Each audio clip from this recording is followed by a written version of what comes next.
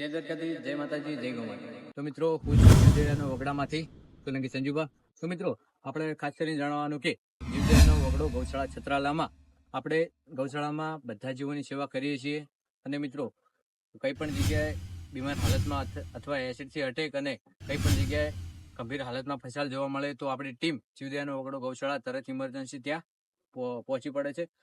તો મિત્રો, આપ સૌ સાથે મળી આપણે જીવદયાનો વગડો ગૌશાળામાં ફેન્સી વાડ એટલે કે બોર્ડર બનાવીએ. તો મિત્રો, હું તમને જણાવું કે રાતના સમયમાં ગૌ માતા અથવા નંદી મહારાજ તમને રાતના હેરાન કરે છે, તમારો ખેતરમાં આવી પાક નુકસાન કરે છે. તો મિત્રો, તેનું નુકસાન ના થાય તે માટે આપણે સૌ સાથે મળી ગૌશાળામાં એક ફેન્સી વાડની બોર્ડર બનાવી દઈએ તો ગૌ માતા અંદરના અંદર રહે, તો અંદરના અંદર સેવા થાય.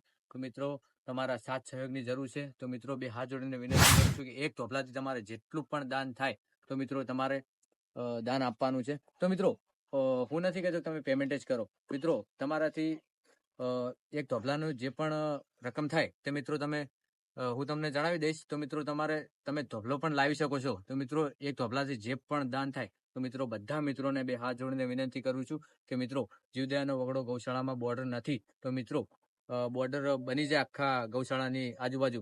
તો મિત્રો, ગૌ માતા બહાર આવી નહીં શકે અને અંદરની અંદર સેવા થાય.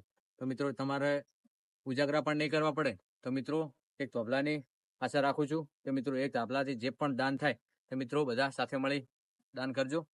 તો મિત્રો, 2025 આવી ગયું છે. તો મિત્રો, આપણે સૌ સાથે મળી જીવદયાનો વગડો ગૌશાળા છત્રાલામાં સૌ સાથે મળી ગૌશાળાનું નિર્માણ કરીએ. તો મિત્રો, આપણા જીવદયાનો વગડો ગૌશાળામાં હજુ સુધી બોર્ડર એટલે કે ફેન્સી વાડ કરેલ નથી. તો મિત્રો, હાલના સમયમાં ગૌ માતા જે અંદર હોય છે તો મિત્રો ઘણા બધા ગૌ માતા 24 કલાક અંદર રહે છે ને ગૌ માતા ઘણા બધા લોકોને ખેતરોમાં હેરાન કરે છે. તો મિત્રો, લોકો હેરાન ના થાય તે માટે આપણે હવેથી શરૂઆત કરીએ છીએ ગૌશાળાના નિર્માણ માટે.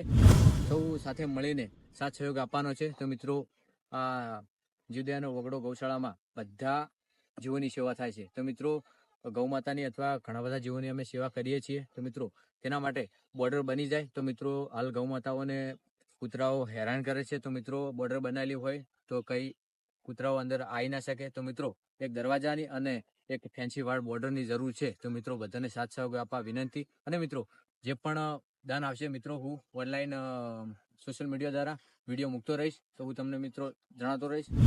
તો મિત્રો, દાન માટે phone pay, Google pay number અને સ્કેનર પણ આપેલું છે. તો મિત્રો, તમે તેમાં દાન કરી શકો છો. અને મિત્રો, બે હાથ જોડીને વિનંતી કરું છું કે મિત્રો અવશ્ય દાન કરજો. તો મિત્રો, ગૌ માતાના જીવદયાનો વગડો ગૌશાળા માટે એક મજાની બોર્ડર બની જાય. તો મિત્રો, ગૌ માતાને કઈ તકલીફ ના પડે અને તમને પણ તકલીફ ના પડે. જય ગૌ માતા, જય દ્વારકાધીશ.